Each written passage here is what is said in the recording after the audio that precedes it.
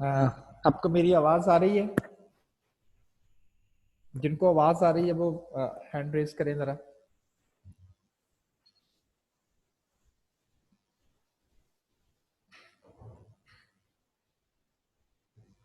अच्छा, ये जो है ये इस साइड पर आ सकता है, इसको जरा करें, थोड़ा सा नाम नजर आ जाए मुझे, नीचे थोड़ा सा करते हैं। नहीं, मैं चाहता हूं ना कि वो बंद करना होता है तो मुझे फिर ऊपर करना पड़ता है, इसको शॉर्ट करें, वो नीचे कर दें। हाँ, ऊपर से इधर। अच्छा, अगर आप मैं इसको बंद करूंगा तो दोबारा ये अपनी ओरिजिनल पोजीशन पे जाएगा? नहीं, ठीक हो गया। वो फिर बहुत दूर जाना पड़ता है ना, तो ये मेरे पास आ गया, ठीक हो गया। जी, मेरा ख्याल ठीक है। लोगों को आवाज आ रही है। आ, मुझे कीबोर्ड दे दीजिएगा और माउस भी दे दीजिएगा, बस आपका काम खत्म हो गया।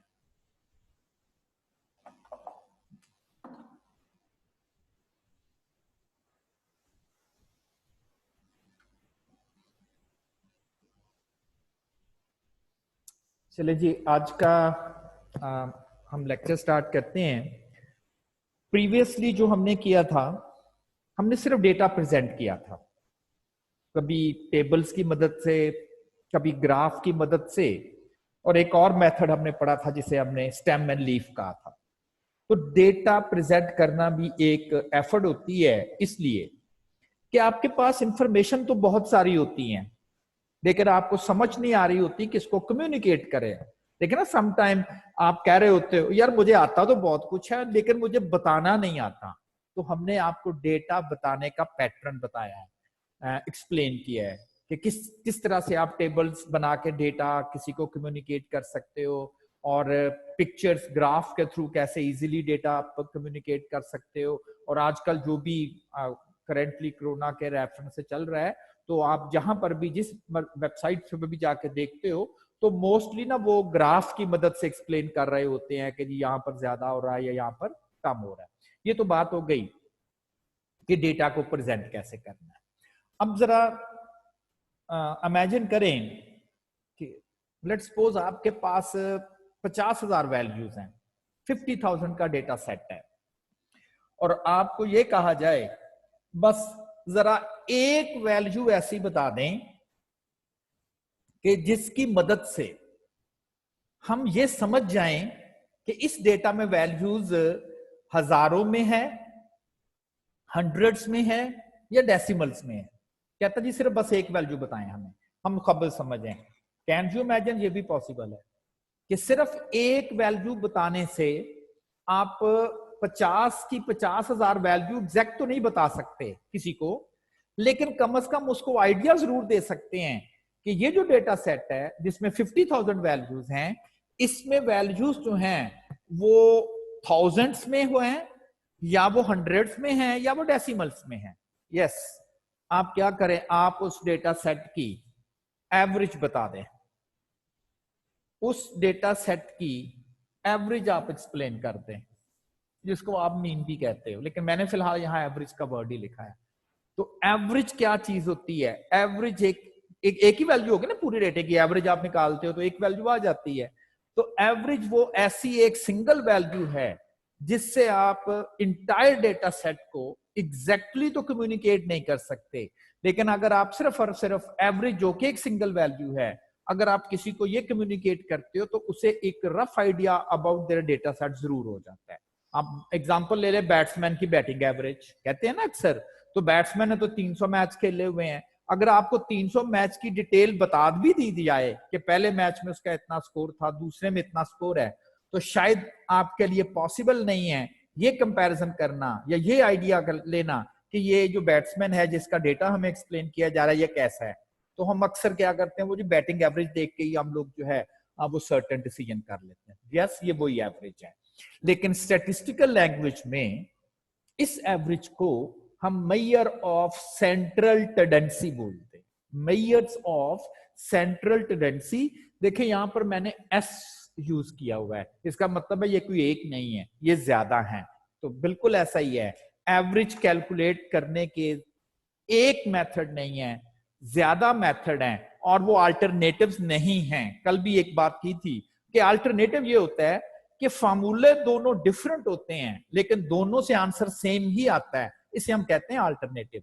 लेकिन यहां जो मैं बात कर रहा हूं कि एवरेज कैलकुलेट करने के डिफरेंट मेथड हैं, वो इसलिए डिफरेंट मेथड हैं कि हमारे पास डेटा कभी कंटिन्यूस होगा, कभी क्वालिटेटिव होगा, कभी हमारा ऑब्जेक्टिव आप देखेंगे डिफरेंट होगा। तो इस लिहाज से हम पिक किया करेंगे।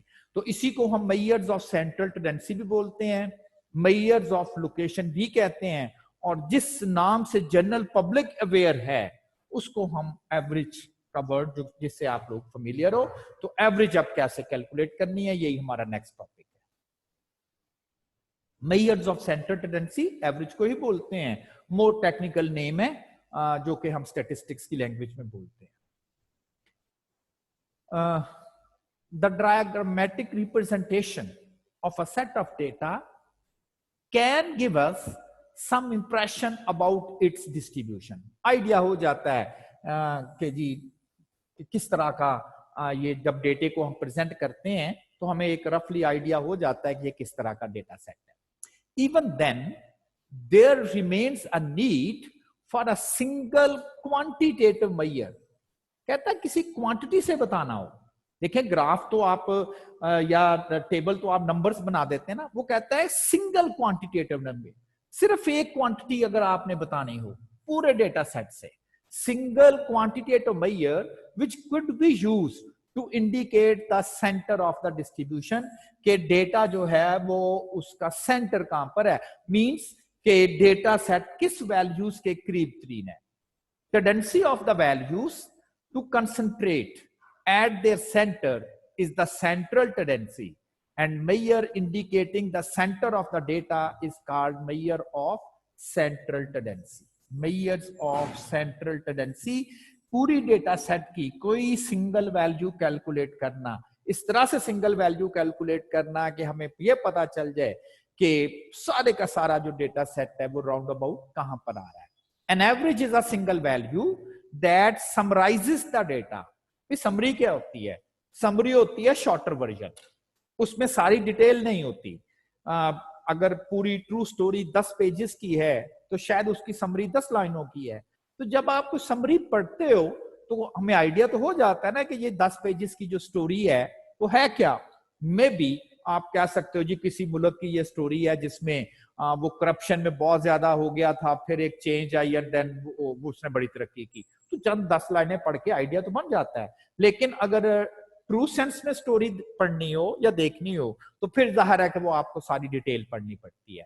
तो एवरेज एक ऐसी सिंगल वैल्यू है जिस सिंगल वैल्यू की मदद से आप सारे का सारा डेटा सेट जो है उसका गेस कर सकते हो। तो इसीलिए हमने इसको लफ्ज लिख दिया है कि average is a single value that summarises the data. Detail नहीं आपको डेटे की बताएगा, 20 या 30 या 40 हजार वैल्यूज आपको डेटे की नहीं एक्सप्लेन करेगा, वो डेटे को समराइज कर देगा। Just a single value to summarise the whole data set. Types of measure of central tendency, जहां जहां मैं वर्ड सेंट्रल टेंडेंसी बोलता हूं आप बिल्कुल उसको एवरेज कह सकते हो। The most common measures of central tendency are, जो मैंने आपसे बात की थी कि रिथमेटिक मीन AM से एब्रीवेट करते हैं, और ये वही रिथमेटिक मीन है जिसको आप सिंपली मीन का वर्ड बोलते हो। तो इससे मुराद ये हो गई कि एवरेज मुख्तलिफ मेथड से कैलकुलेट हो सकती है और उनमें से एक मेथड जो है वो मीन है। ये वही मीन है जो कि हम जनरली यूज करते हैं। Then there is another method of calculating the average, geometric mean, GM। Another method, harmonic, HM. Another method, median and quantiles. Another method, mode. तो फिर ये 5 हो गए। अब ये आपकी मर्जी नहीं होगी कि चले जी अब एवरेज कैलकुलेट करनी है तो हम 5 में से कोई यूज कर लें, ये कौन सा अल्टरनेटिव्स हैं। अगर तो अल्टरनेटिव होते तो फिर मैंने कहना था कि जी मीन कैलकुलेट का एवरेज कैलकुलेट करनी है, चाहे मीन से कर ले, चाहे GM से कर लें, चाहे HM से कर ले, आंसर तो सेम ही आने हैं। ये कौन सा अल्टरनेटिव? तो अल्टरनेटिव नहीं है, हमें इनमें से पिक करना होगा। डेटा को देखते हुए हमने डिसाइड करना है, या अपना ऑब्जेक्टिव देखते हुए हमने इस चीज को डिसाइड करना होता है कि इनमें से कौन सा मेथड यूज किया जाए। हो सकता है कि एग्जाम में आपको 1 मार्क क्वेश्चन सिर्फ इतना ही आ जाए कि अगर ये डेटा सेट हो तो which type of average is the most appropriate. तो आपको सिर्फ वो उस पांचों में से वो पूछ रहा है कि अगर ये काम करना हो या इस किस्म का डेटा सेट हो तो आप इन पांचों में से कौन सी एवरेज जो है वो प्रेफर करेंगे या अप्रोप्रिएटली यूज करेंगे।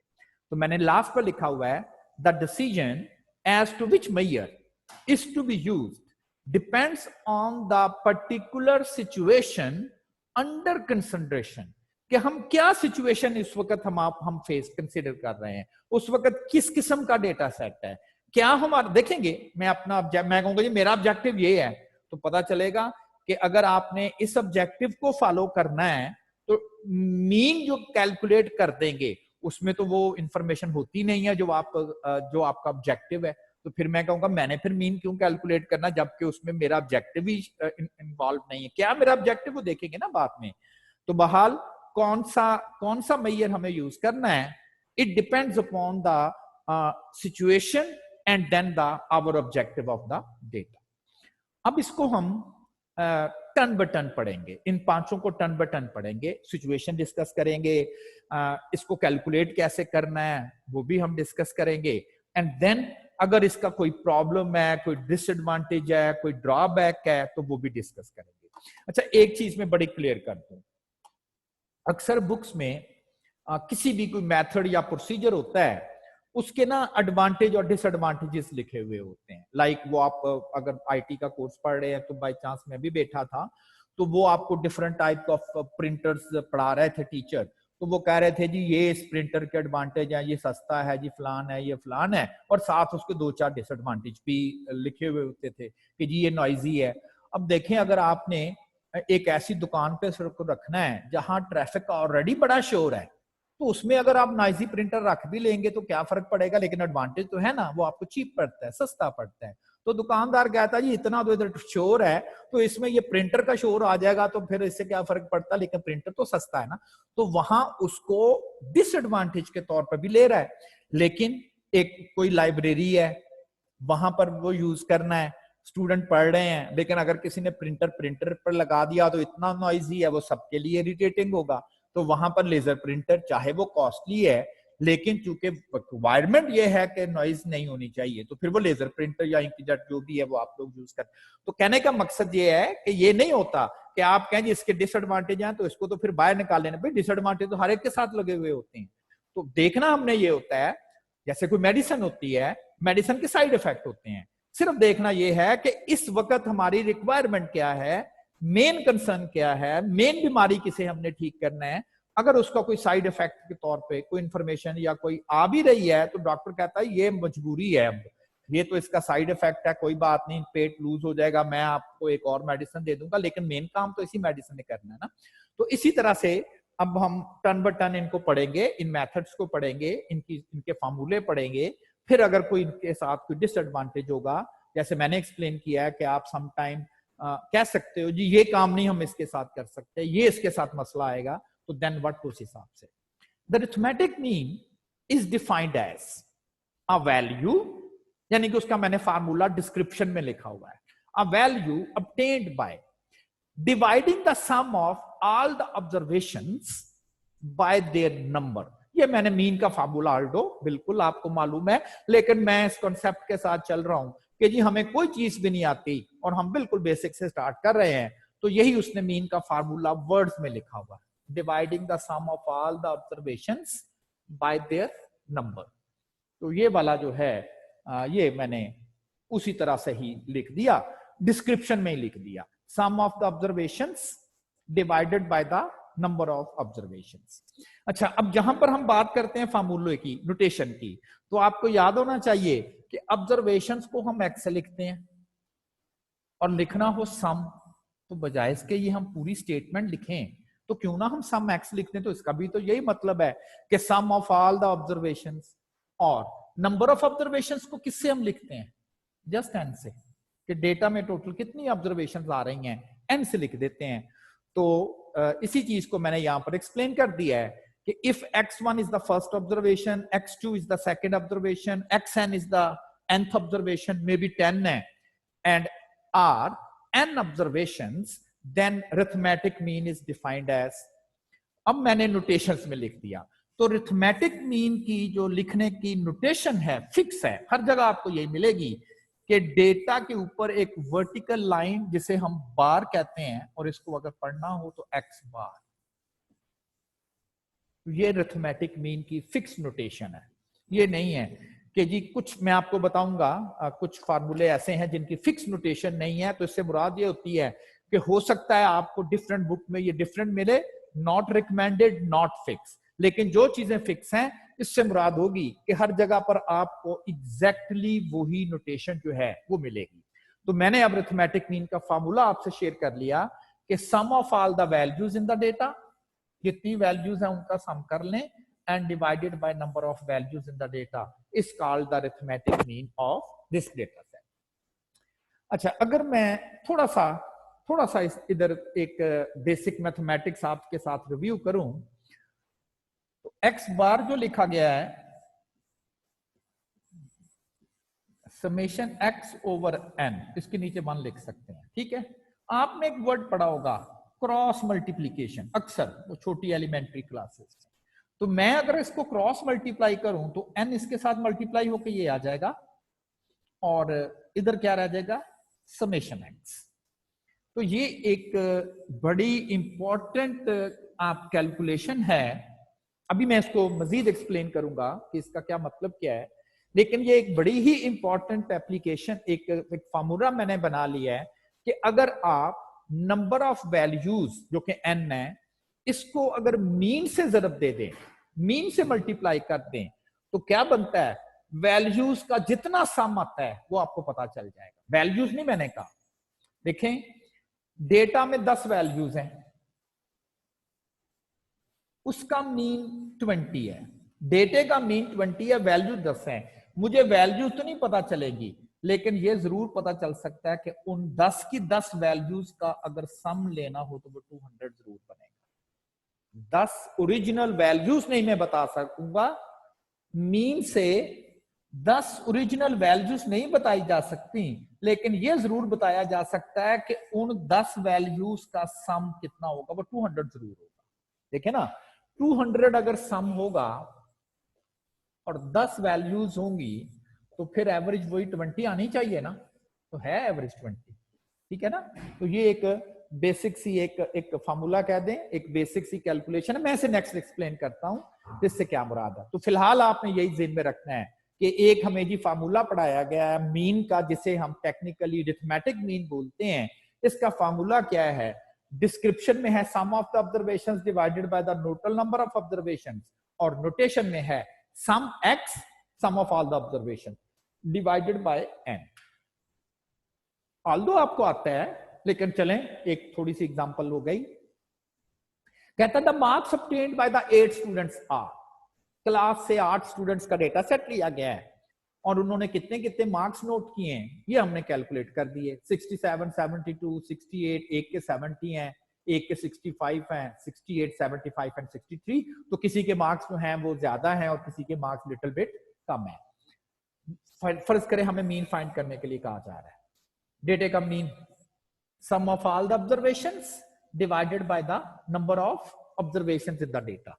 तमाम वैल्यूज को सम किया है तो कहता जी इसका सम आ रहा है 548, कर सकते हैं ना सम, एंड डिवाइडेड बाय 8, तो एवरेज मार्क्स आ गए 68.5।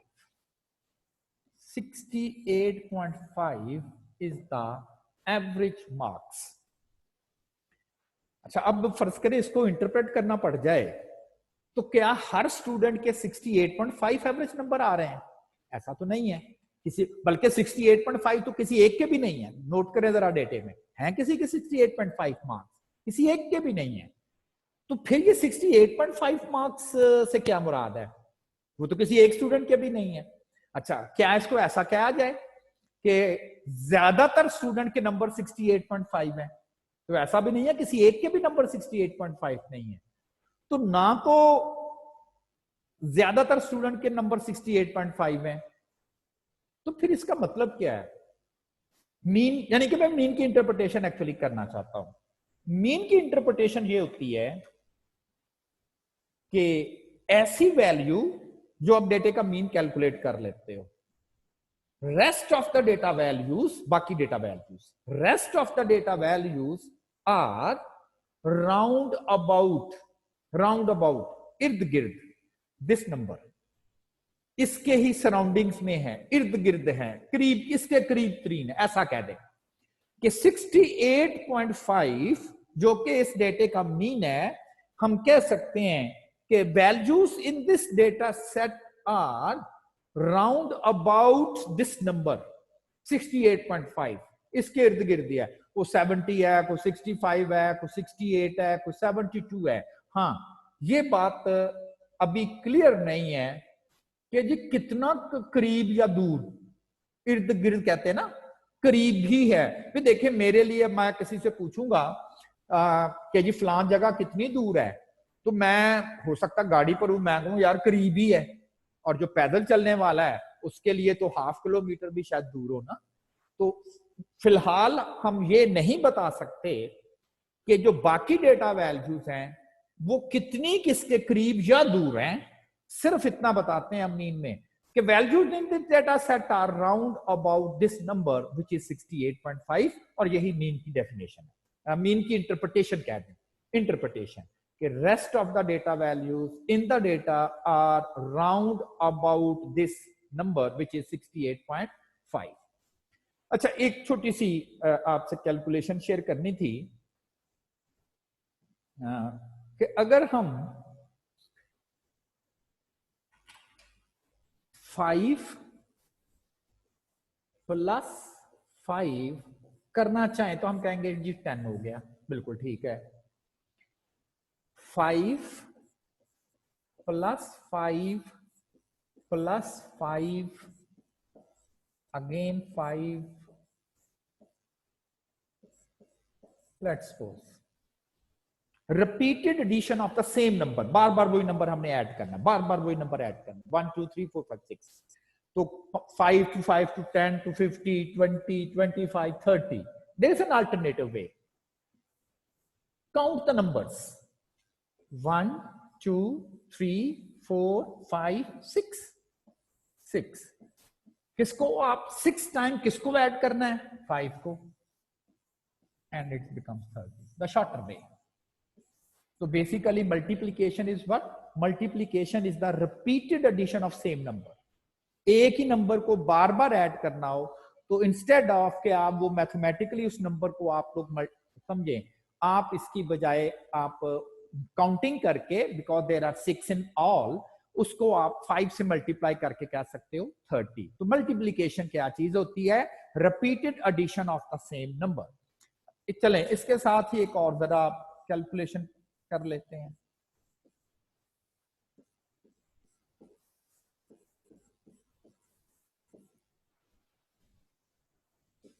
मैंने इस दफा मल्टीप्लाई लिख दिया है, मल्टीप्लाई 5 × 5 × 5 × 5 5 एंड 5।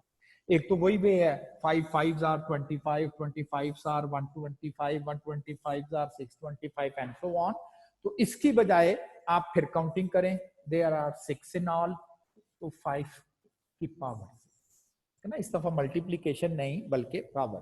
तो पावर क्या है? Repeated multiplication of the same number. Multiplication क्या है? Repeated addition of the same number. तो ऐसे ये मैंने थोड़ी सी आपसे दो चीजें शेयर की, ये एक्चुअली मैंने शायद इसमें यूज कर।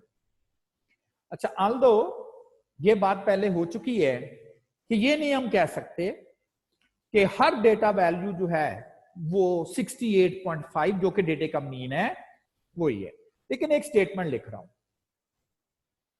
इफ वी अज्यूम मैं डेटे की तो एक भी वैल्यू 68.5 नहीं आ रही, मैं सिर्फ अज्यूम कर रहा हूं। If we assume each value equal to mean of the data, remember डेटे का मीन है 68.5, अगर हम हर स्टूडेंट के नंबर को 68.5 अज्यूम कर लें, है नहीं, अज्यूम कर लेते हैं कि जी पहला स्टूडेंट है उसके भी इतने ही नंबर हैं, दूसरा स्टूडेंट है उसके भी इतने ही नंबर हैं, तीसरा स्टूडेंट है उसके भी इतने ही नंबर हैं, फोर्थ, फिफ्थ, सिक्स, सेवंथ और एट सब स्टूडेंट के एक जैसे नंबर है। 68.5 जो कि डेटे का मीन था। हकीकत ऐसा नहीं है, स्टूडेंट्स के नंबर उसके राउंड अबाउट हैं, लेकिन मैं अज्यूम करके कह रहा हूं कि हर स्टूडेंट्स के नंबर जो है फर्ज करें यही आ रहा है। अच्छा लेट्स सपोज, क्या ये सेम नंबर ही है ना, ये सेम नंबर है, इसको मैं ऐड करूं, अगर सम करूं, क्योंकि ये सेम नंबर्स हैं, मैं काउंट कर लेता हूं 8, और क्योंकि ये repeated addition of the same number है 68.5 68.5। और अगर आपके पास कैलकुलेटर्स हैं तो अगर आप इन कैलकुलेटर से इनको कैलकुलेट करेंगे तो इसका आंसर अगर नोट करें तो ये 548 बनता है। मैं इसको अगर मल्टीप्लाई कर लूं तो ये 548 बनता है। अमेजिंगली जब मैंने ओरिजिनल वैल्यूज का सम किया था तो वो भी 548 ही बना था, लेकिन उस सम में मैंने ओरिजिनल वैल्यूज प्लेस की थी, ओरिजिनल। और इसमें मैंने क्या किया, अज्यूम्ड, हर वैल्यू को मीन कहते हुए मैंने जमा कर दिया, और इसका भी जो सम है वो एग्जैक्टली वही बनेगा। ये नहीं कि इस डेटा सेट में हमेशा ऐसा ही होगा कि अगर आप ओरिजिनल वैल्यूज को सम कर दें और उसकी बजाय अगर मीन अवेलेबल हो और हर वैल्यू को मीन समझते हुए उसको सम कर लिया जाए तो ओरिजिनल वैल्यूज का सम और अज्यूम्ड वैल्यूज का सम, यानी जिसको हमने हर डेटे को मीन कहा हुआ है, उसका सम जरूर बराबर होगा। अब जरा नोट करें, ये 8 क्या होगा, n डेटा वैल्यूज, ये क्या चीज है, मल्टीप्लाई, यहां ना कोई सिंबल नहीं होता तो मल्टीप्लीकेशन सिंबल है ना, इज इक्वल टू, ये क्या चीज है, ये जी वैल्यूज का सम है। तो फिर प्रूफ हो गया, ये जो पिछली स्लाइड पे जो चीज मैंने लिखी हुई थी वो प्रूफ हो गई, ठीक है ना, न्यूमेरिकली प्रूफ हो गई कि ये हमेशा ही ऐसा होगा। यस, ये हमेशा ही ऐसा होगा कि अगर आप नंबर ऑफ वैल्यूज को, हर वैल्यूज को मीन समझ लें, डेटा की 8 वैल्यू है, 8 की 8 को ही मीन समझ लें और उसका सम करेंगे तो वो सम टोटल के बराबर जरूर होगा। उसके बाद मैंने इनकी नोटेशन लिख दी, तो ये प्रूफ हो गया कि ये ऐसा ही है।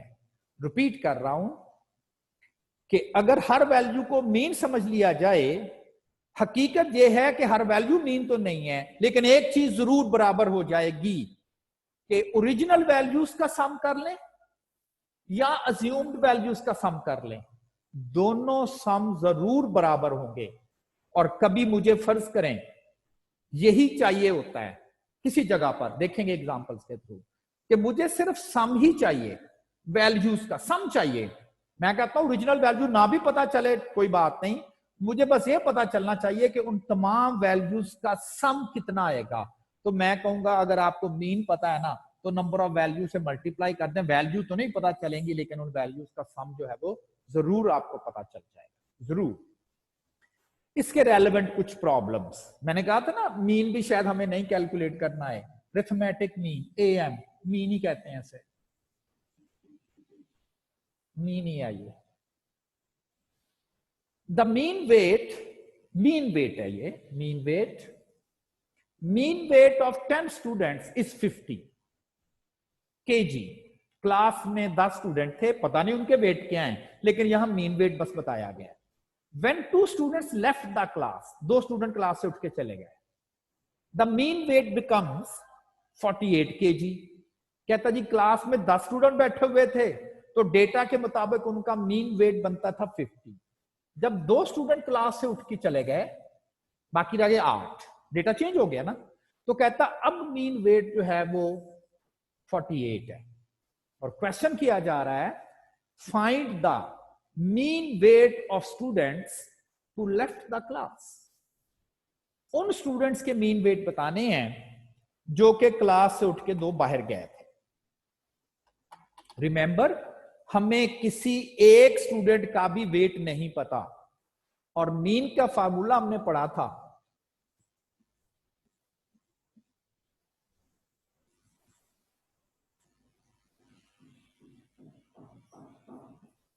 total weight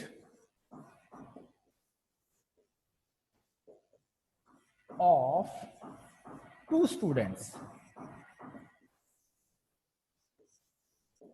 divided by number of students 2, तो ये आपके पास आ जाएगा mean weight of two student.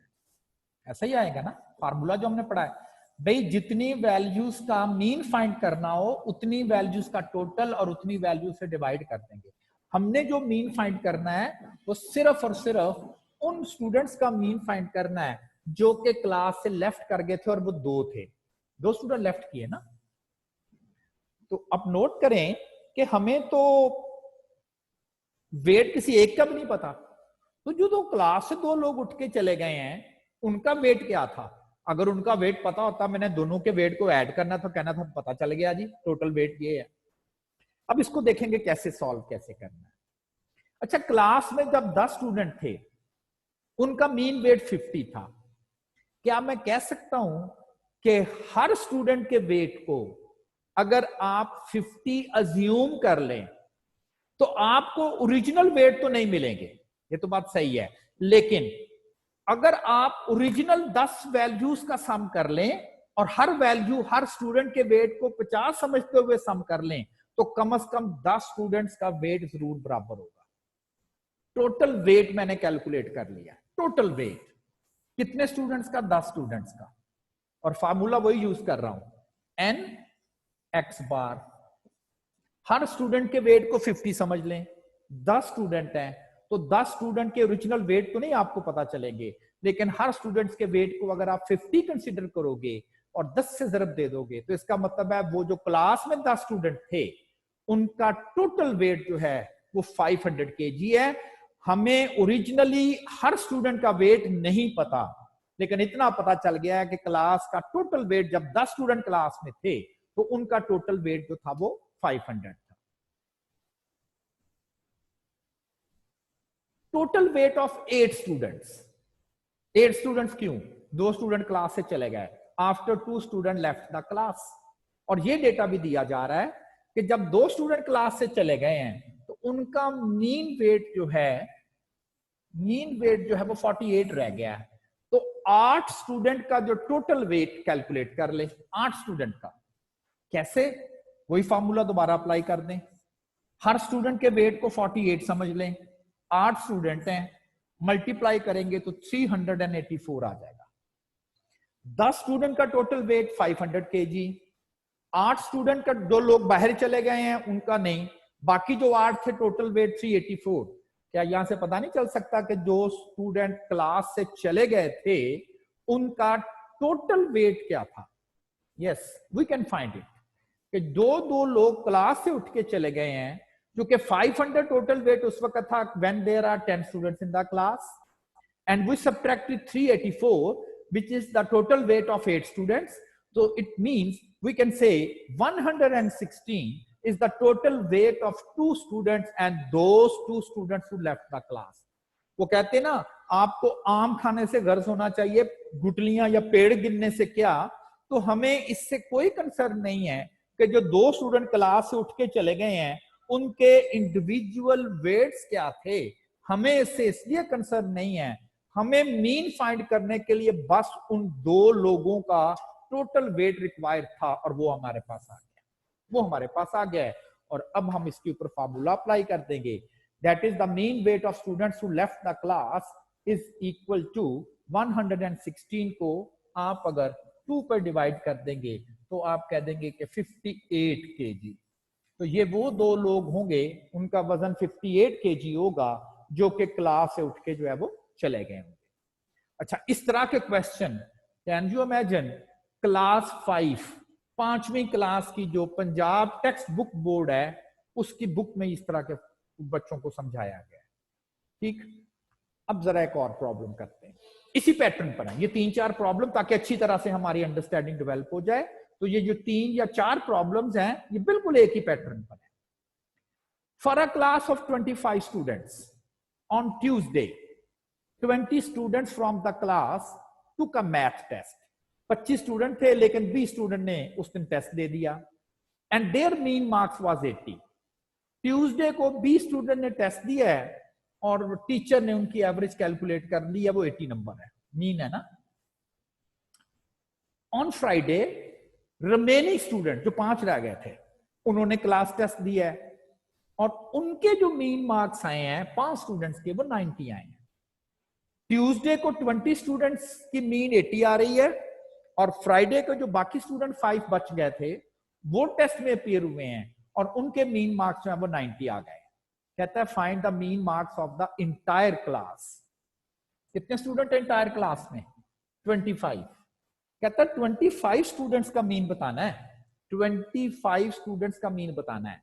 Mean calculate करने का सिर्फ और सिर्फ एक ही फार्मूला है और वो ये है कि जितनी वैल्यूज का मीन फाइंड करना कंसर्न हो उसका टोटल लेने के बाद आप उसको उतनी वैल्यू से डिवाइड कर दें। इसके अलावा मीन कैलकुलेट करने का और कोई फार्मूला नहीं है।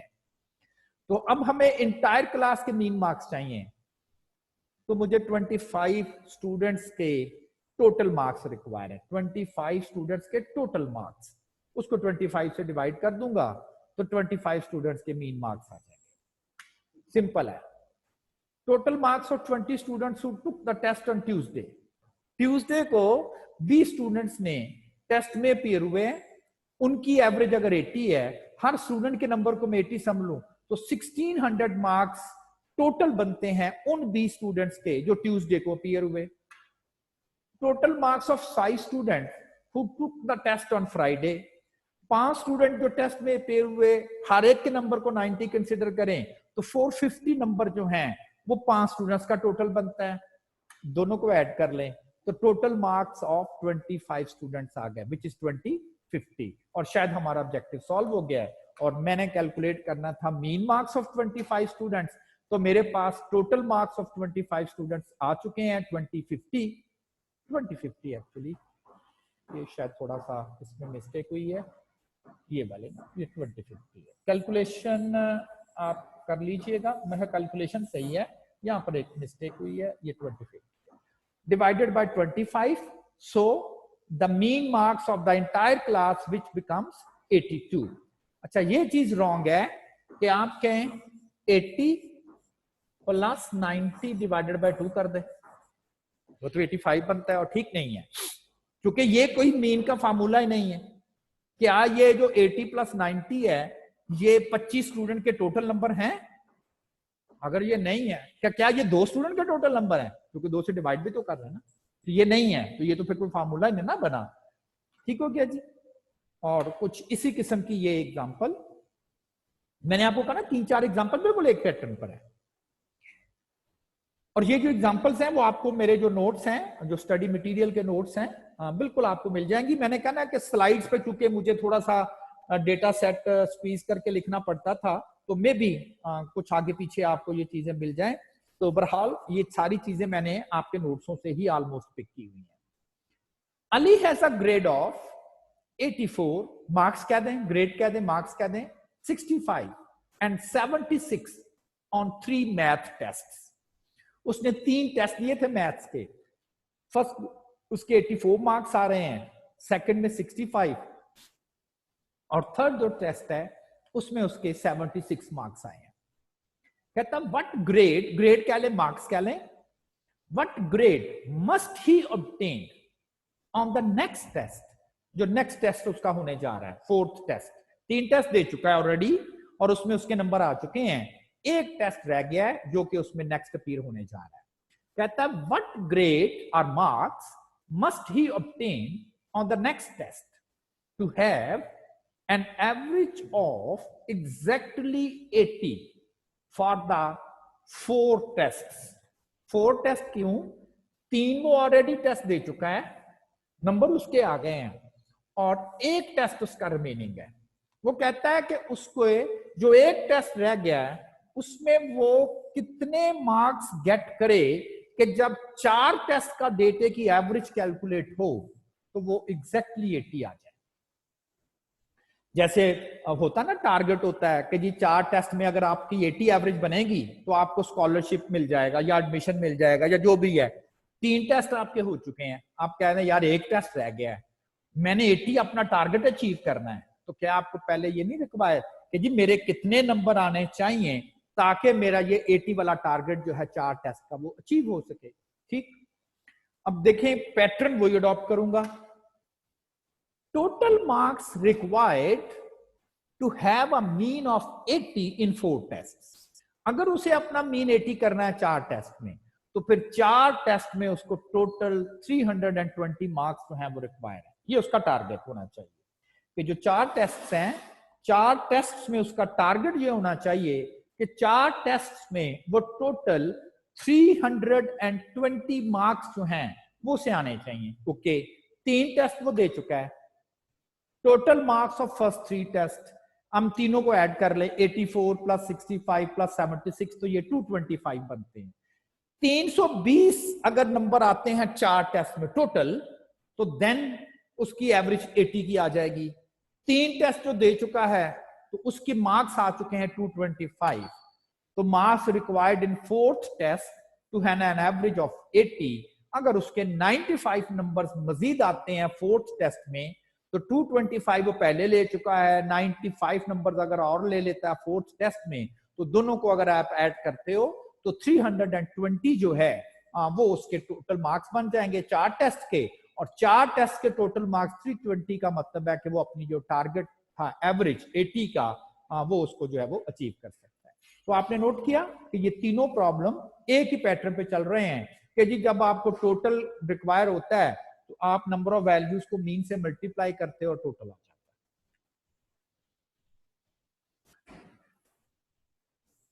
ये भी बिल्कुल उसी तरह का ही प्रॉब्लम है।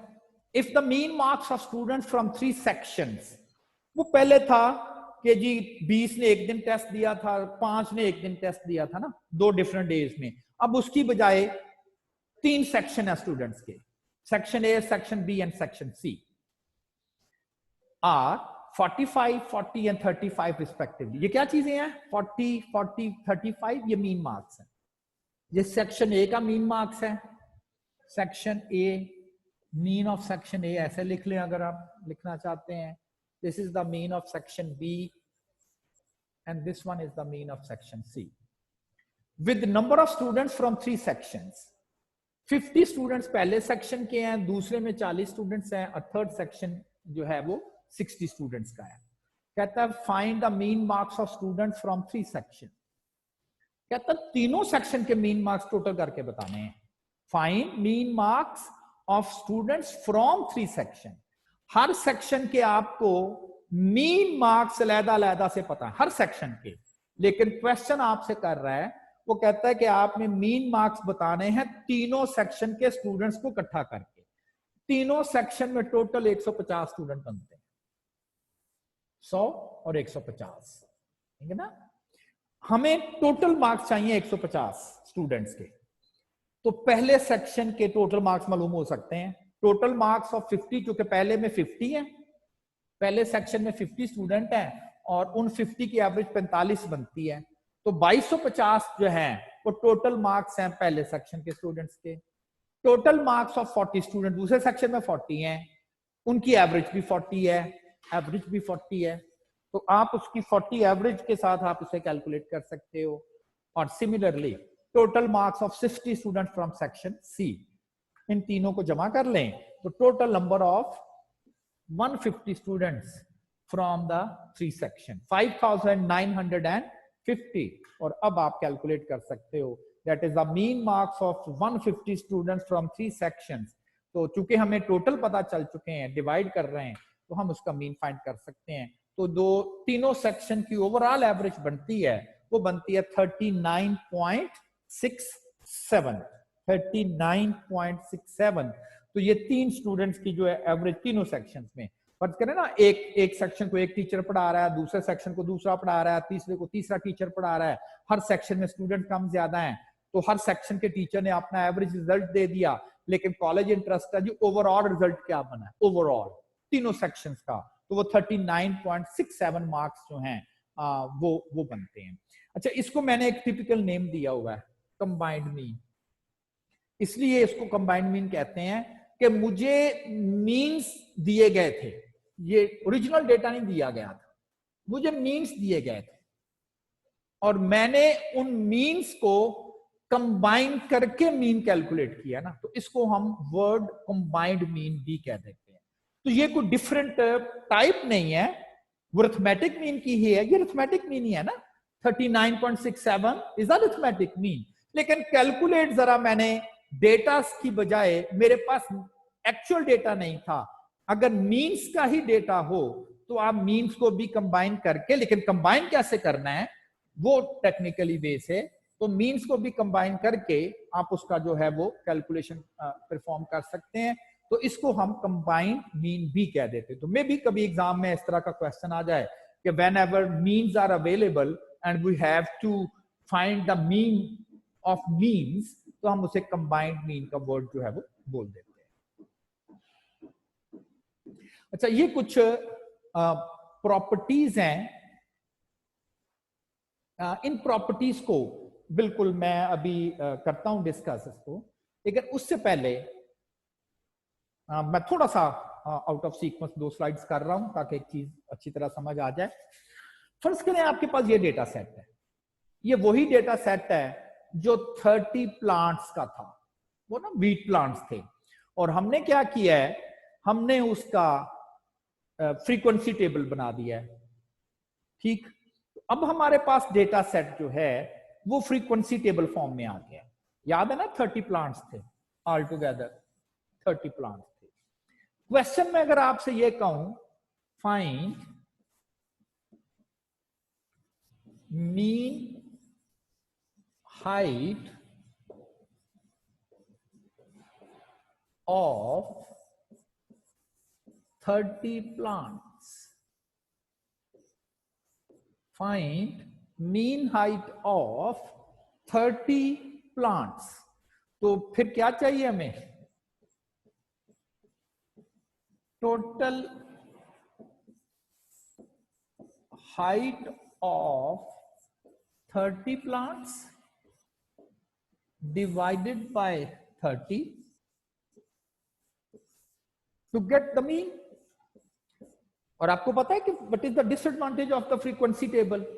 Disadvantage of the frequency table is that we even don't know even the single height of a plant. We can't say that. हमें एक प्लांट की हाइट भी नहीं पता, और यहां मुझे रिक्वायर क्या किया जा रहा है कि जी 30 प्लांट्स की टोटल हाइट बताएं। भी मेरे पास अगर फर्स्ट प्लांट की height, second plant, third, fourth, fifth, six हो तो मैं सबको ऐड करके बता सकता हूं, but I don't know even I don't know the single height of an any plant. मुझे एक प्लांट की हाइट भी नहीं पता, और मुझे कहा जा रहा है 30 प्लांट्स की टोटल हाइट जो है वो एक्सप्लेन करें हाउ मच है। ये नहीं किया जा सकता ना, तो ये प्रॉब्लम है। आप अच्छा, अब आपने नोट करें, वहां हमने एक चीज अज्यूम की थी। क्या अज्यूम किया था कि आल्दो मुझे 6 के 6 प्लांट्स की इंडिविजुअल हाइट्स का तो इल्म नहीं है, but the best guess is we can say every plant has a height of 88. 6 plants, every plant has a height of 88. और इसी तरह से यहां पर भी जो जो मिडल में आता जाए। तो क्या करें, अब चूंकि आपके पास वैल्यूज का सम करना है और मेरे पास ओरिजिनल वैल्यूज 30 की 30 है नहीं, तो मैं उनका बेस्ट गेस यूज कर लेता हूं। This is the best guess, जिसे हम क्या कहते हैं, मिड पॉइंट्स कहते हैं। अब हम इस डेटा को ऐसे रीड करना स्टार्ट कर रहे हैं कि 6 प्लांट ऐसे हैं जिसमें से हर प्लांट की हाइट 88 है, 4 प्लांट्स हैं हर प्लांट की हाइट 93 है, 10 प्लांट्स हैं every plant has an height of 98। तो क्या बता सकते हैं कि पहला जो ग्रुप है जिसमें टोटल 6 प्लांट्स हैं, हर प्लांट की हाइट अगर 88 आ रही है, तो क्या ये बता सकते हैं कि इनका टोटल क्या बनता है? Total height of from each group बिल्कुल आ सकती है। 6 मल्टीप्लाई बाय 88, जो पहले ग्रुप में 6 प्लांट्स हैं उनकी अगर आप टोटल हाइट कैलकुलेट करें तो वो 528 बनती है। और देखिए मैंने फॉर्मूला भी लिख दिया इधर, क्या करें, इन दोनों को आपस में मल्टीप्लाई कर लें। 4 मल्टीप्लाई बाय 93, क्योंकि 4 प्लांट हैं और चारों के चारों प्लांट की हाइट को मैंने 93 समझा हुआ है, द बेस्ट गेस था ना, याद करें, तो ये 372 बनती है। तो इस तरह से हम हर ग्रुप में उसकी हाइट कैलकुलेट कर सकते हैं, हर ग्रुप में उनकी हाइट कैलकुलेट करके जो है वो बताई जा सकती है। अच्छा, एंड पे देखें मैंने क्या किया बात में कि इन सारी वैल्यूज को ऐड कर लिया, तो सारे ग्रुप्स का ऐड हो गया। नोटेशन में लिखना चाहूंगा तो मैं कह सकता हूं कि जब आप सबको ऐड करेंगे तो ये समेशन एक्स आ जाएगा, समेशन एफ एक्स। क्योंकि एक ग्रुप का टोटल दूसरे ग्रुप का टोटल, कैसे टोटल मालूम करेंगे? समेशन एफ एक्स से। समेशन एफ एक्स अब डिवाइड किससे करते हैं? टोटल नंबर ऑफ वैल्यूज से। अब टोटल नंबर ऑफ वैल्यूज इस ग्रुप में 6, इसमें 4, इसमें 10, इसमें 6, इसमें 3, 1, तो ये 30। नोटेशन में से क्या लिखेंगे? समेशन एफ लिखेंगे ना। तो मैंने इसकी फाइनल जो कैलकुलेशन की है, इसका जो टोटल बनता है वो 29.35 सॉरी 2935 एंड डिवाइडेड बाय 30, और इसकी जो एवरेज बनती है वो 97.832 बनती है। तो मैंने सपोज्ड वैल्यूज कंसिडर की, सपोज्ड वैल्यूज, और सपोज्ड वैल्यूज को लेते हुए मैंने सारी की सारी इंफॉर्मेशन जो है वो मैंने कंपाइल करके एंड देन उसकी वैल्यू जो है वो कैलकुलेट कर, सपोज्ड वैल्यूज लेके। आप कहते हैं कि जिस सपोज वैल्यू लेके आपने कैलकुलेशन परफॉर्म की है तो वो 97.83 आ रहा है, ये सपोज्ड। और हमारे पास चूंकि एक्चुअल डेटा भी था, ठीक, अगर आप वैसे एक्चुअल डेटा से भी कैलकुलेट करें, ये नीचे देखें, mean by using the actual data, और मैंने जब एक्चुअल वैल्यूज ली 30 की 30 ओरिजिनल मेरे पास थी, मैंने कहा रहने दें, सपोज नहीं करता, और मैंने जब वहां से कैलकुलेट किया है तो वहां से आंसर आ रहा था 97.63। देखें, very much close to this one. तो इसका मतलब है कि कोई हार्म नहीं है कि अगर आपके पास फ्रीक्वेंसी टेबल हो और आपको ओरिजिनल वैल्यूज मालूम नहीं हो, तो हम इस वैल्यूज कंसिडर करते हुए अगर डेटे का मीन भी कैलकुलेट कर लेंगे, मजबूरी है, ओरिजिनल वैल्यूज तो है ही नहीं, तो very much close to that numbers आ जाएगा। तो एक्चुअली हमने हर जो डेटा है उसको किस तरह से पढ़ना है कि हमारे पास एक होगा अनग्रुप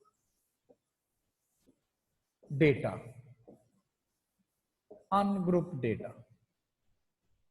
उस अनग्रुप डेटे में आपको मैंने पहले मीन का फार्मूला टीच किया,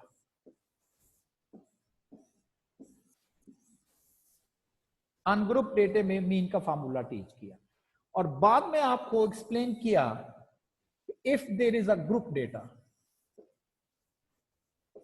group when if there is a group data, अगर आपके पास ग्रुप डेटा आ जाता है तो देन व्हाट? तो फिर मीन का जो फार्मूला मैंने आपसे शेयर किया है कि जी चूंकि वहां पर पहले आपको हर ग्रुप का सम बनाना पड़ेगा, फिर सारे ग्रुप का सम करने पड़ेगा, तो ये टोटल सम आ गया, और डिवाइडेड बाय समेशन एफ, तो ये total values in the data set आ जाएगी। तो जितने भी फार्मूले पढ़ने हैं हमने आगे, A M G M H M, जितने भी, दोनों के लिए अलग-अलग पढ़ने हैं। अगर ग्रुप डेटा सेट हो तो फिर क्या फार्मूला बनेगा, अगर अनग्रुप डेटा सेट हो तो फिर क्या फार्मूला बनेगा। आपने ये दो फार्मूले याद करने हैं कि जी अगर अनग्रुप डेटा सेट हो तो मीन का फार्मूला, और ग्रुप डेटा सेट हो तो मीन का फार्मूला। अच्छा, अगर याद रखना हो ना, वैसे मैंने कहा कि मुख्तलिफ वेज हैं, याद रख सकते हैं, याद रखना हो तो दो काम करें। जो अनग्रुप के फार्मूले आपने याद कर लिए, अनग्रुप के, जहां समेशन अनग्रुप में आ रही है उसकी बजाय आप समेशन एफ लिख ले, और जहां n आ रहा है अनग्रुप में, उसकी बजाय आप समेशन f लिख लें। जहां समेशन आ रही है वहां समेशन आ रही है, वहां समेशन f लिख लिया। जहां n आ रहा था वहां पर b समेशन f कर दिया। तो क्या देखें, ये ग्रुप के बन गए फार्मूले, ये वही लिखे हुए हैं। तो इस तरह से आप इसको याद कर सकते हैं कि जी अनग्रुप के याद कर लें, जहां जहां अनग्रुप के याद कर लिए, आपने कहना जी ग्रुप के, वो जहां समेशन है वहां समेशन एफ कर दिया, जहां एन है वहां भी समेशन एफ कर दिया। तो ये ग्रुप डेटा सेट के फॉर्मूले आपके पास बन जाए। ठीक, तो ये भी आपके साथ एक्सप्लेन हो गया कि ये ग्रुप डेटा था ना, ग्रुप्स बने हुए थे, ग्रुप डेटा सेट था। तो मैंने यहाँ पर जो है वो ग्रुप डेटा सेट के फॉर्मूले अप्लाई करके एंड देन उनकी कैलकुलेशंस जो है वो हमने यहाँ पर परफॉर्म कर। क्लियर पॉइंट थी?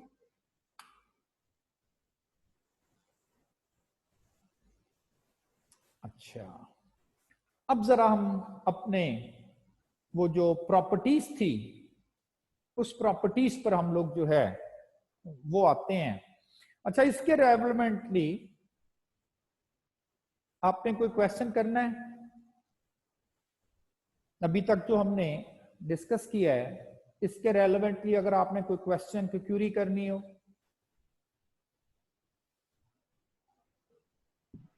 जी उसामा। सर ये जो एक्चुअल हाइट आई है 97.63, सर ये समझ नहीं आई ये किस तरह आ गई है, क्योंकि एक्चुअल हाइट तो यूज ही नहीं की थी हमने।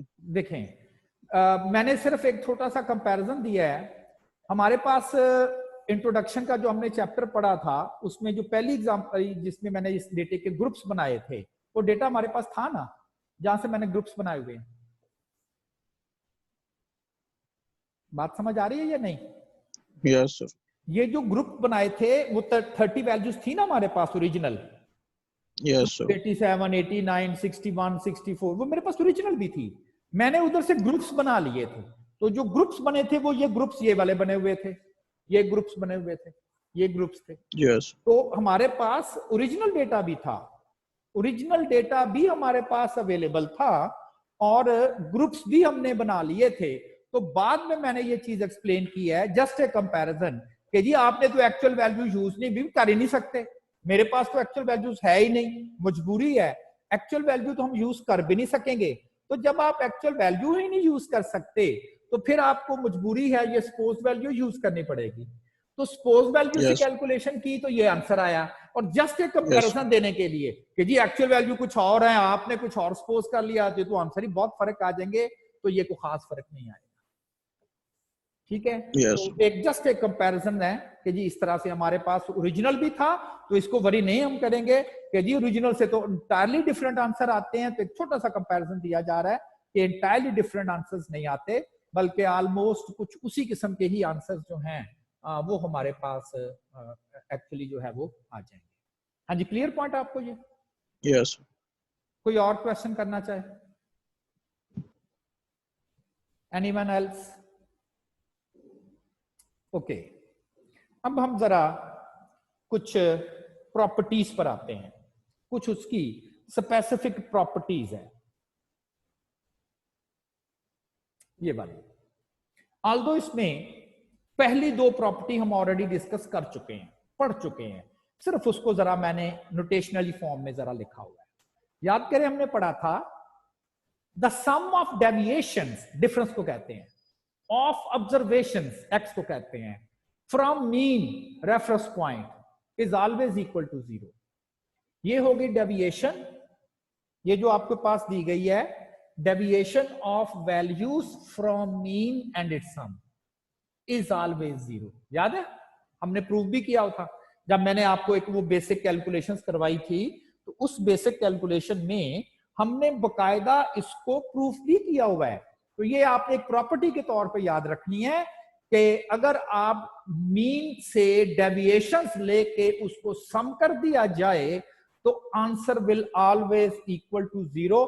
चले फिर थोड़ा सा रिवाइज हो जाएगा। ये मेरे पास एक डेटा सेट था, वही जो स्टूडेंट का हमने डेटा सेट लिया हुआ है, उसका मैंने मीन कैलकुलेट कर लिया था 68.5। और अब हर स्टूडेंट्स के नंबर को मैंने मीन से डेविएट कर दिया, तो ये आ गई डेविएशन। रिमेंबर, जिन स्टूडेंट के नंबर मीन से कम होंगे, देखें ये 67 है, मीन आता है क्लास का 68.5, उसकी डेविएशन नेगेटिव आ जाएगी, और जिसके नंबर मीन से बड़े होंगे उसकी डेविएशन पॉजिटिव आ जाएगी। तो डेटा में कुछ नेगेटिव डेविएशंस भी आ रही हैं और कुछ पॉजिटिव डेविएशंस भी आ रही हैं। अब इसको हम कहेंगे deviation of values from mean, और उसके बाद मैंने जब इन तमाम डेविएशंस को सम किया है तो वो 0 आ गया। तो ये बाय चांस 0 नहीं है। जब भी आप किसी भी डेटा सेट को मीन से डेविएट करेंगे तो इसमें कुछ डेविएशन नेगेटिव आ जाएंगी, कुछ डेविएशन पॉजिटिव आ जाएंगी, और जब आप उस डेविएशन को ऐड करेंगे तो उसका सम जो है वो 0 हो जाएगा। अच्छा, होता ये है ना कि समटाइम हमें कोई चीज बिलीव नहीं होती तो हम उसकी कंफर्मेशन कर लेते हैं। तो मैं जरा कंफर्मेशन के लिए मैंने क्या किया है, मैंने एक और डेविएशन दे दी, लेकिन इस दफा डेविएशन मैंने ऐसे ही अपने तौर पे एनी नंबर, कोई भी नंबर हो सकता है, डेटा से ले लें, डेटा में नहीं भी है वो ले लें, लेकिन मैंने इस दफा मीन की बजाय डेविएशन मैंने किसी भी और नंबर से कैलकुलेट कर ली, किसी भी और नंबर से मैंने डेविएशन 70 से कर ली। 70 is not the mean of the data. देखिए इसमें भी नेगेटिव पॉजिटिव डेविएशन आ रही हैं। क्यों? जो 70 से कम होगा उसकी नेगेटिव आ जाएंगी, जो 70 से ज्यादा होगा उसकी पॉजिटिव आ जाएंगी। तो नेगेटिव पॉजिटिव तो इसमें भी आ रही हैं, बट रिमेंबर इसका सम किया है तो वो 0 नहीं आएगा। 0 सिर्फ उस सूरत में आएगा कि अगर आपने डेविएशन कहां से कैलकुलेट की गई होगी, मीन से।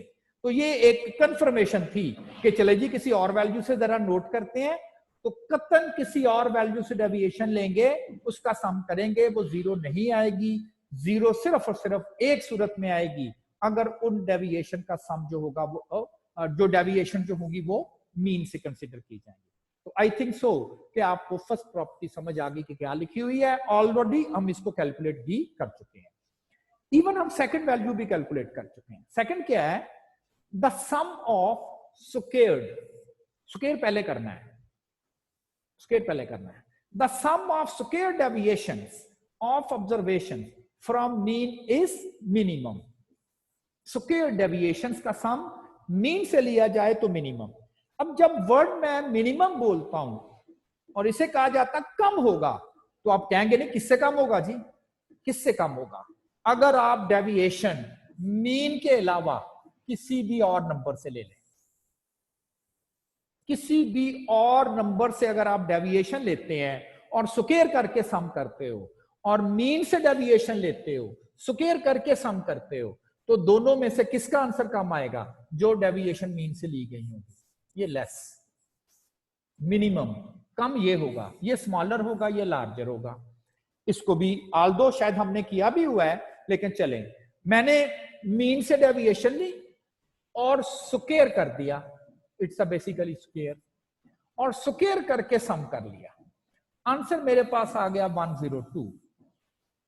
यानी कि जब मैंने डेटा सेट को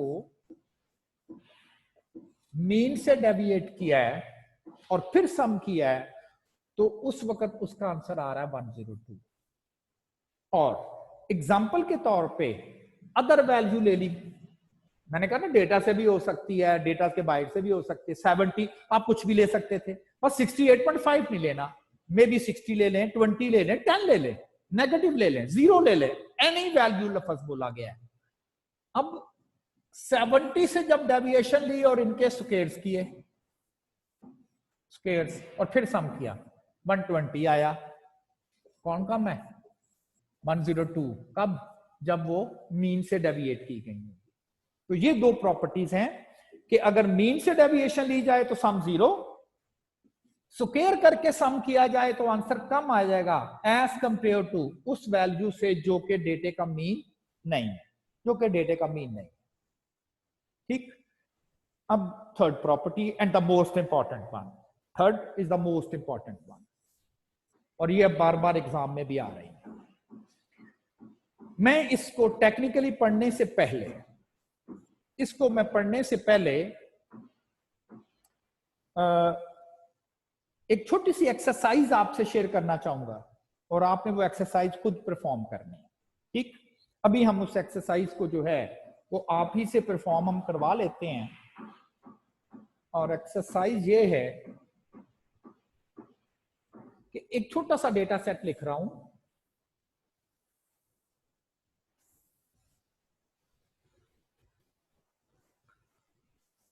टू, 3 और 4, 3 वैल्यूज है इस डेटा सेट में। आपने इस डेटा सेट का मीन कैलकुलेट कर लेना है। अभी कर लेते हैं। 4, 5, 6, 7, 8, 9, टोटल 3 वैल्यूज, तो 3 is the mean of the data. ठीक, एक छोटा सा डेटा आपको मैंने दिया और मैंने फर्ज करें कि इसमें से केस, लेट्स सपोज, चले ये क्लास टेस्ट हुआ है, 5 नंबर का टोटल टेस्ट हुआ, 5 नंबर का। पहले स्टूडेंट के 2 नंबर आ गए, दूसरे स्टूडेंट के 3 नंबर आ गए और तीसरे स्टूडेंट के 4 नंबर आ गए। बाद में टीचर ने यह डिसाइड किया है कि हर स्टूडेंट को मैं एक एक एक्स्ट्रा नंबर दे देता हूं। तो फिर जिसके 2 नंबर होंगे वो 3 बन जाएंगे, जिसके 3 होंगे वो 4 हो जाएंगे और जिसके 4 होंगे वो 5 हो जाएंगे। डेटा चेंज हो गया ना, डेटा चेंज हो गया। आपने इस डेटा सेट का भी मीन कैलकुलेट करना है, अभी नहीं करना, मैं आपसे पूछता हूं, जो भी इसका मीन आएगा वो आपने कैलकुलेट करना है। थर्ड वन, लेट्स सपोज ये 5 नंबर का टेस्ट था, टीचर ने मार्क कर दिए, लेकिन बाद में उसको एक्सप्लेन किया गया ये तो 10 नंबर का टेस्ट था, 10 नंबर का था। अगर 5 में तो उसके 2 नंबर आए हैं तो 10 में से क्या हो जाएगा, वो भी डबल कर देना, तो डेटा सेट फिर चेंज हो गया। तो जिसके 5 में से 2 नंबर हैं तो 10 में से 4 बन जाएंगे, जिसके 5 में से 3 नंबर हैं 10 में से 6 बन जाएंगे, जिसके 5 में से 4 नंबर है 10 में से 8 बन जाएंगे। और आपने फिर उस डेटा सेट का मीन कैलकुलेट करना। ठीक, मीन तो शायद कैलकुलेट करना इतना कोई मुश्किल नहीं है। अगर डेटा चेंज हो जाए, हमें चेंज करना पड़ जाए, रीजन बता रहा हूं, ऐसी एक एग्जांपल दे रहा हूं कि या तो एडिशन से या सब्ट्रैक्शन से।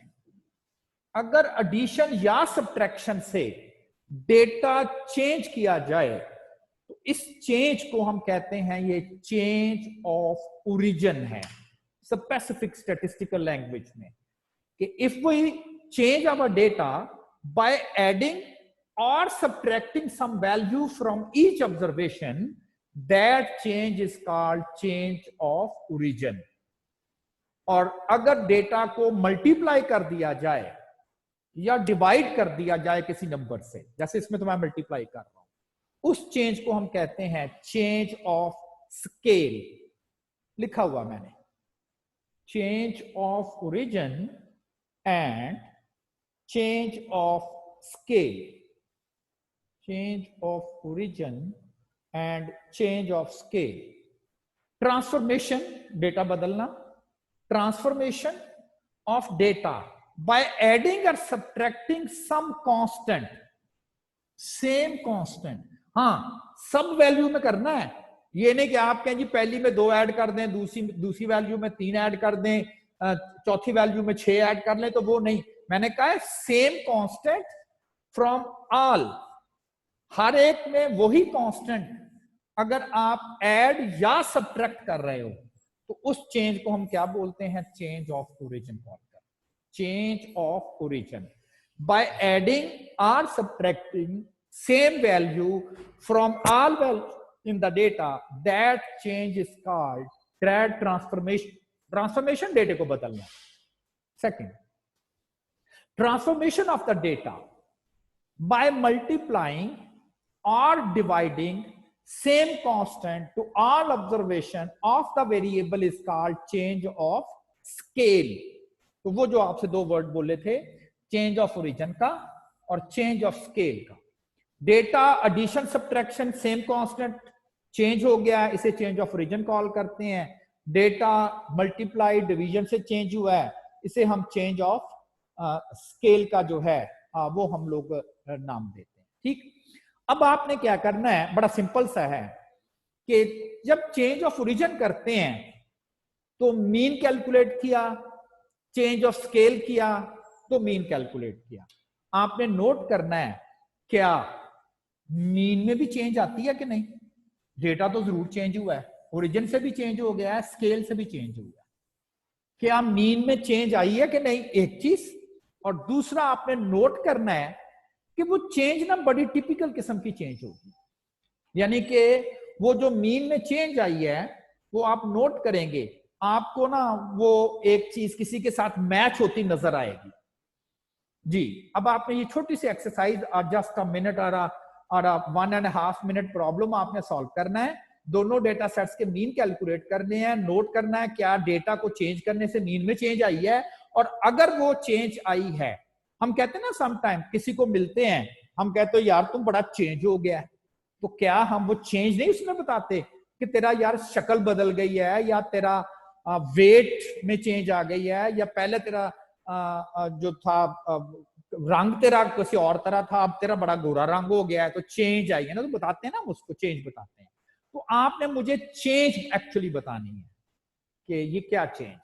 आप इसको अटेम्प्ट करेंगे, आपके पास प्रॉब्लम है और आप इसको अटेम्प्ट करेंगे एंड देन आप लोग मुझे बताएंगे कि क्या आपके पास 1.5 मिनट है। मीन कैलकुलेट करें, चेंज ऑब्जर्व करें और चेंज को आइडेंटिफाई करें कि क्या चेंज आपको नजर आ रही है।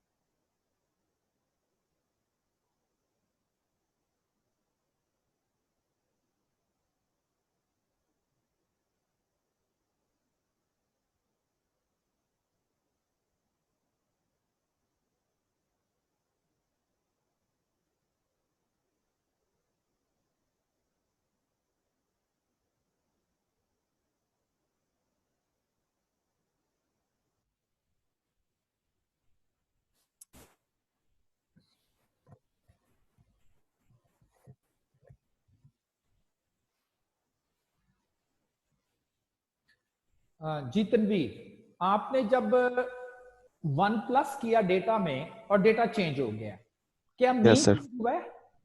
यस सर, मीन भी चेंज हुआ है। मीन भी चेंज हो गया। अब मीन क्या आया है? सर अब मीन 4 आया है, यानी कि तो अगर हम हाँ, तो क्या डेटा में आपने अगर चेंज ऑब्जर्व किया है? सर मैंने चेंज ऑब्जर्व किया कि अगर डेटा में जितने नंबर हम ऐड करेंगे मीन में भी उतना ही फर्क आएगा, यानी कि डेटा में हमने एक ऐड किया था तो मीन में भी एक ही ऐड हुआ है आगे, जी आगे चार बिल्कुल आगे। यही, बिल्कुल आपने सही आइडेंटिफाई किया है कि डेटा जब वन ऐड किया, हर डेटा वैल्यू चेंज हुई, वन की इंक्रीज आई। और जब आपने न्यू डेटा का मीन नोट किया और उसको प्रीवियस मीन से कंपेयर किया, तो आपने ये चीज चेंज आइडेंटिफाई की कि जो चेंज हर वैल्यू में आ रही थी, एग्जैक्टली वही चेंज आके मीन में भी रिफ्लेक्ट हो गई। मीन भी एक बढ़ गया, पहले 3 था फिर 4 हो गया। बिल्कुल सही है, आपने इसको सही तौर पे जो है वो आइडेंटिफाई किया।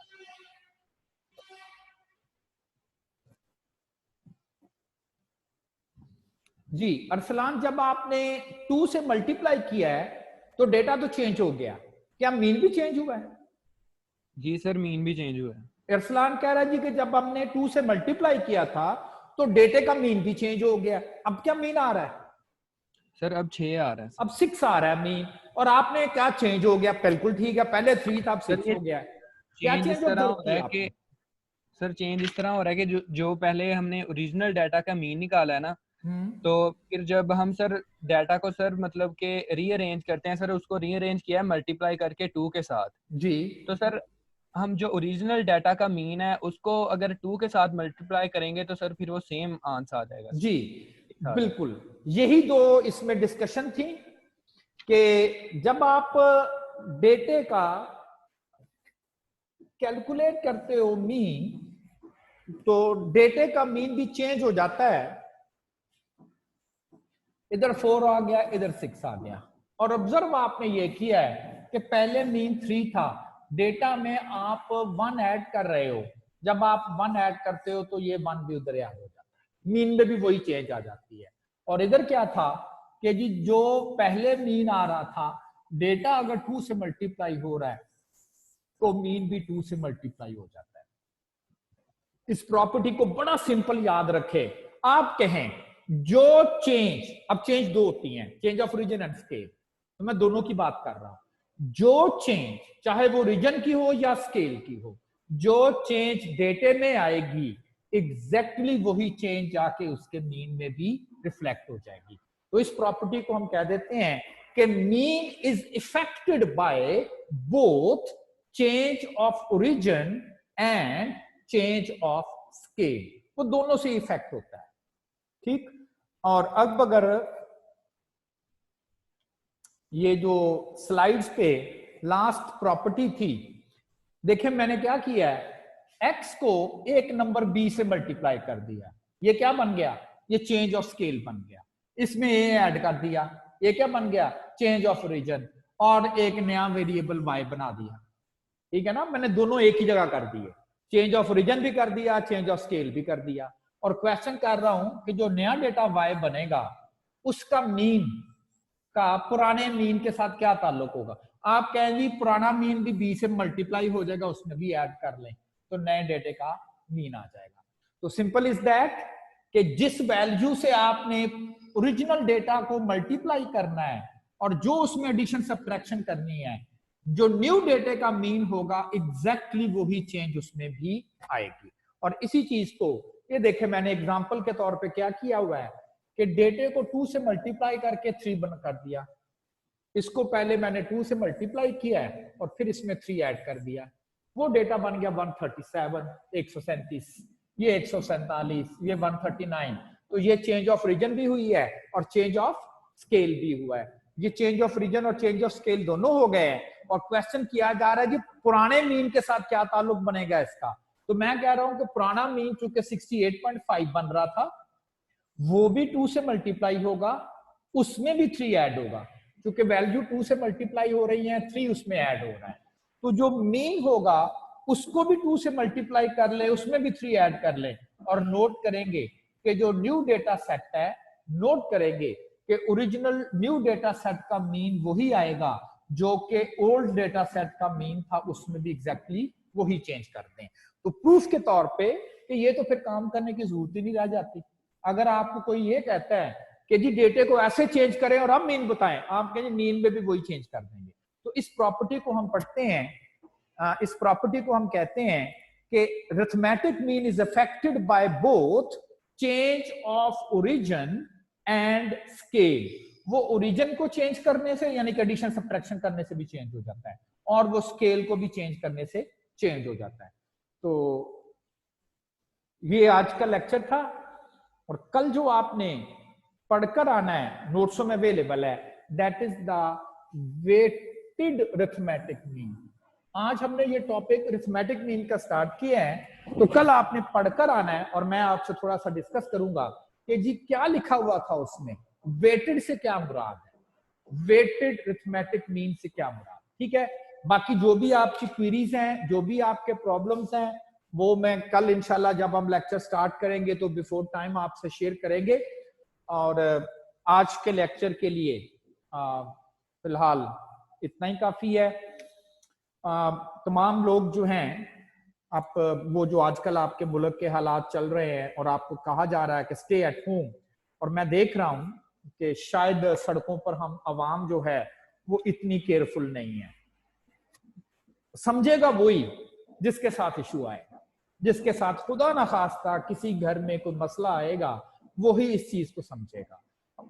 बीइंग अ मुस्लिम, देखिए हम में यही आदत होती है, बीइंग अ मुस्लिम हम कहते हैं जी अल्लाह खैर करेगा, बिल्कुल अल्लाह खैर करेगा।